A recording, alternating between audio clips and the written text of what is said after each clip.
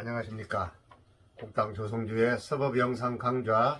이번 시간은 육조 해서와 부기 해서의 바른 표현에 대한 이해를 돕기 위해 이 시간을 만들었습니다. 우리가 공부를 하다 보면은 누구는 부기 해서라고 그러고 또 다른 누구는 육조 해서라고도 그렇게 말합니다. 이게 같은 거거든요. 같은 건데 거기에 다소 오해가 있고 잘못 알고 있는 부분이 있어서 이거에 대한 설명을 해드리도록 하겠습니다. 그럼 곧바로 수업에 들어가도록 하겠습니다.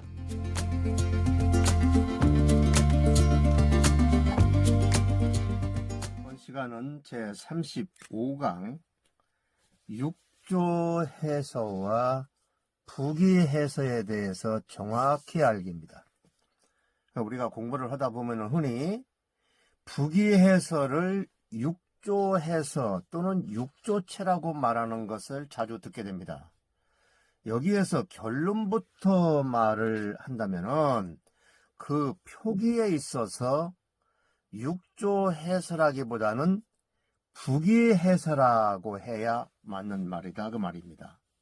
그러니까 왜 그러냐면은 이 육조체를 옛 북중국과 언어 혈통이 다른 북방 이민족이 중심이 되어 이룩한 문자체로 잘못 알고 있기 때문입니다. 그리고 석각되어 가지고 정강하고 질박하고 함험한, 이 함험이란 말은 험저런 걸 얘기하죠. 이런 문자로 일부 잘못 알고 있기 때문이기도 합니다.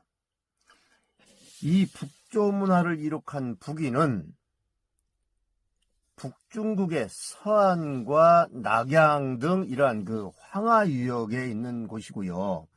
이 육조라는 이름은 남방, 즉 지금의 남경이죠. 그 당시는 건강입니다만은 이 남경이나 그 항주 등 이 양자강 하류에 이룩한 6 왕조, 즉 남조를 뜻하기 때문에 이게 맞지 않는 겁니다. 따라서 다만 관습상 육조체라고 불렸지만은 이를 정확히 말하면은 부기 해서체라고 해야 맞는 말이다. 이런 설명입니다. 이 시대를 남북조 시대라고 하고요. 남첩북비라 하여서 이 시기는 중국 서예사에서 가장 획기적인 시대이고요. 왕이지도 이때 배출한 대서예가이기도 합니다.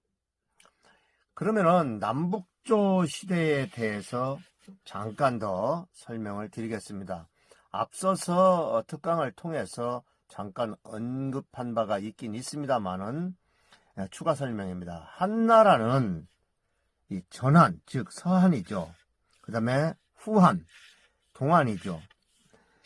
이렇게 약 400여 년이 지속되다가 한나라 말기 조조의 우이와 손권의 오, 유비의 촉으로 220년부터 280년까지 이른바 삼국시대가 약 60년간 지속된 후에 위나라 장군 사마염이 이 통일을 했는데요. 그래가지고 진을 세웠어요.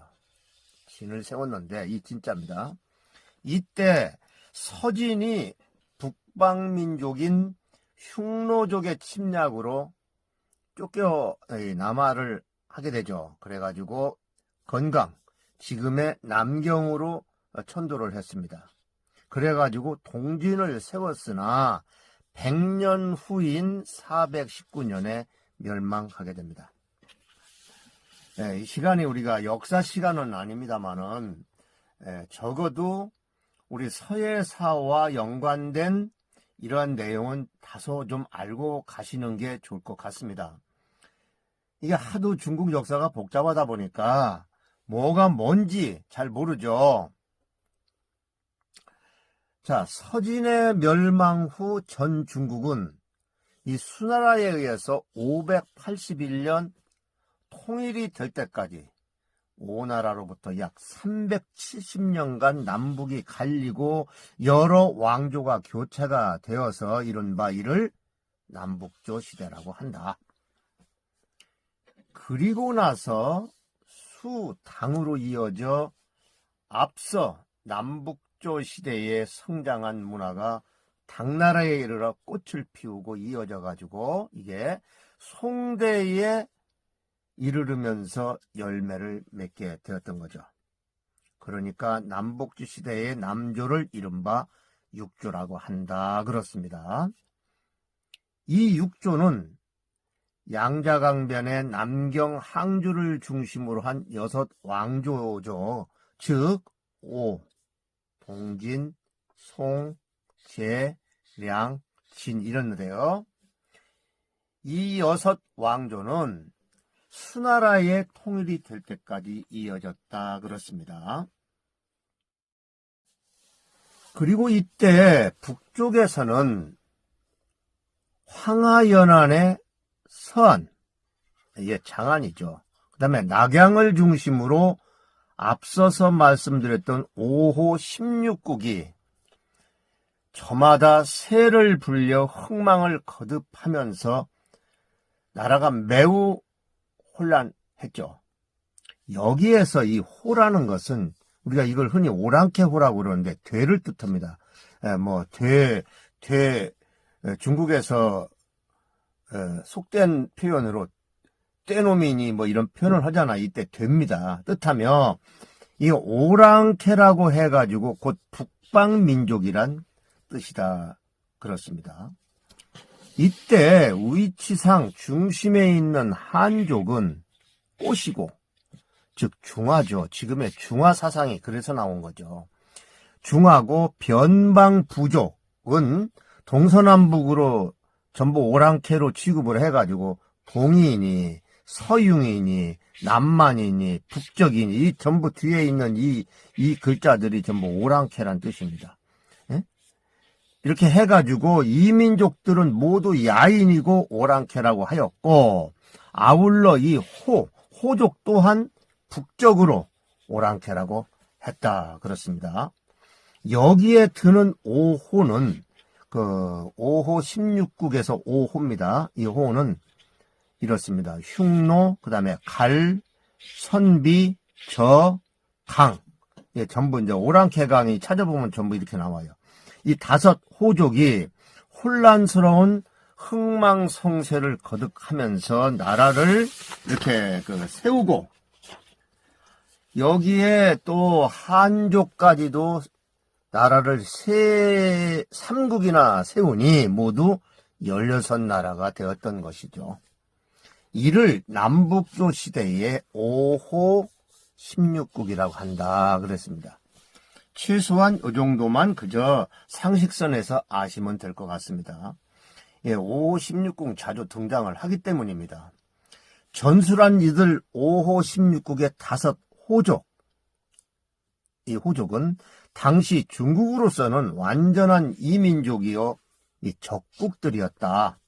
이들 이민족은 모두 우랄 알타이어족으로 혈통이나 언어가 다 중국과 달라서 오히려 이 만주나 조선에 가까웠던 나라들이었다라고 기록하고 있습니다. 그런데 이들이 중국의 북조에 참여하고는 북조에 참여를 했어요. 선비족이. 문화 정책을 달리 했는데 5호 중에서 가장 강대하고 한때 화북을 다 통일했던 호족이 어디냐면은 선비족인데요. 이때 이들의 성은 탁발이었죠. 앞서서 설명드렸죠. 이후 성을 바꿨어요. 개성을 했습니다. 성을 바꿔서 원시로 하였으며 후인이 원인이라고도 말을 했고 이게 북입니다. 북이라고 하였다. 이게 북이 시대가 이제 이래서 이름이 나온 거죠. 그래서 북이 7대 황제인 효문제는 한화 정책을 실시하여 그 한화 정책에 대한 설명을 드렸었죠. 한족에 포커스를 맞춘 거예요. 모두 그쪽에다가 맞춰가지고 정책을 실시한 거죠. 북방 민족들이 선비족 자국, 자기네들이 과거에 쓰던 언어를 금하고 한문으로 한 까닭이 여기에 있는 것이다 그랬습니다. 이 한화 정책은 앞서 제가 설명을 좀 드린 바가 있으니까 참고하시면 되고요. 그러면은 여기에 잠시 제가 우랄 알타이어 족에 대해서 간서를 넣습니다. 참고로 우리도 우랄 알타이어족이라고 그러죠. 터키에서 중앙아시아와 몽골을 거쳐 한국과 일본에 이르는 지역에 분포하는 어족으로 말이죠. 몽골어, 터키어, 한국어, 일본어, 만주어, 핀란드어, 헝가리어, 퉁구스어 등이 이에 속한다 그랬습니다. 이것은 아시아 인종의 북방계와 분포 범위가 유사하다 그렇게 말했습니다. 참고하시기 바랍니다. 그러면은 남북조의 문화에 대해서 한번 잠깐 살펴볼까요? 남조 즉 육조의 문화는 양자강의 온난한 기후와 풍광 그리고 풍요로운 생활을 토대로 일찍부터 노장과 노자장자 도교가 정착하고 유교와 불교가 융합하여 귀족 문화가 찬란히 숙성하였다 그랬습니다. 이러한 남조는 서성 왕이지 일가와 도연명 등 문장가를 배출하였고 천자문도 이때 나왔다. 우리 천자문을 백수문이라고 그러죠. 흰백자 머리숫자. 그리고 남첩북비라고 해서 남조의 글씨는 거의 첩이었고 서체는 행초체로 전화하고 단정하여 이른바 귀족적이라 할 수 있다 그랬습니다. 반면에 북조, 지금 북이죠.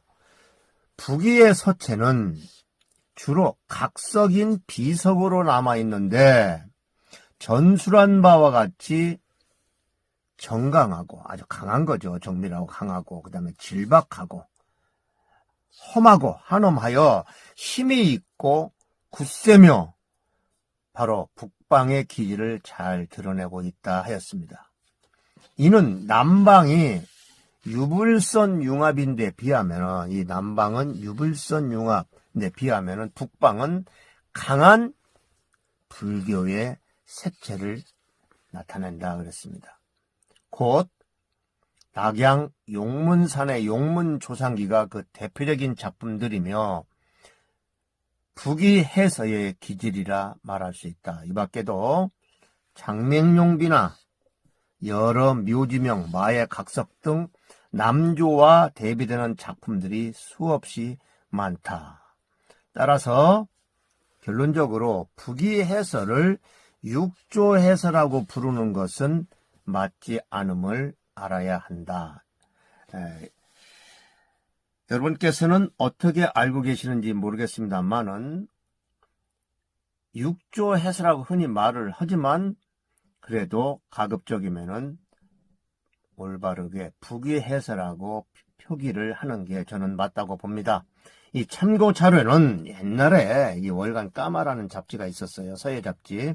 거기 보면은 육조체의 허와 실 이민족 문화의 동화라는 그 글이 있는데요. 거기에서 따다가 정리 가감해서 옮겼습니다. 그리고 여러분께 설명을 해드렸습니다. 참고하시기 바랍니다.